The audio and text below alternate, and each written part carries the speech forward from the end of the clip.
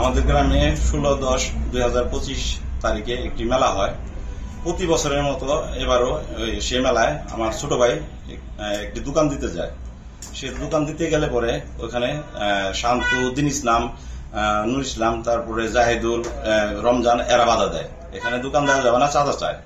সেক্ষেত্রে আমার ছোট ভাই চাঁদা দিতে অস্বীকার করলে তাকে চড়থাপড় দিয়ে তারা চলে যায়। আমার ছোট ভাই মনে করে যে এখানেই বোধহয় শেষ, চড়থাপড় পর্যন্ত পুনরায় দোকানটা চালু করার পরে এবার তারা অনেকে একটা মব সৃষ্টি করে এসে চাইনিজ কুড়াল, রান্দা, চাপাতি এইসব নিয়ে এসে আমার ছোট ভাইয়ের উপর এলোপাথুলো কোবানো শুরু করে।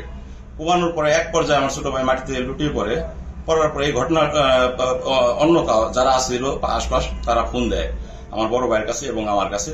আমরা দৌড়ে চলে যাই। ওখানে যাওয়ার পরে আমার বড় ভাই, সে একটা ভালো লোক, জীবনে কখনো মারামারি করে নাই, আমার বড় ভাইয়ের উপর একই রকম চাপাতি দিয়ে কূপ দেয় প্রথম মুখের এখানে। আপনার হাতে কি হয়েছে? আমার হাতটা আমাকে ধাক্কা মেরে একদম গরম তেলের উপর ফেলে দেয়।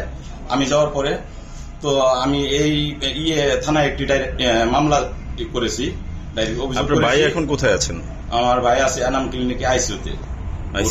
এখন আমি প্রশাসনের দৃষ্টি আকর্ষণ করতেছি, আমার প্রশাসন যাতে ন্যায় বিচারটা আমার ছোট ভাইয়ের জন্য করে, আমার ভাইদের জন্য করে। এখন তো হসপিটালে নিয়ে আসি, তারপরে এখন পর্যন্ত কি অবস্থা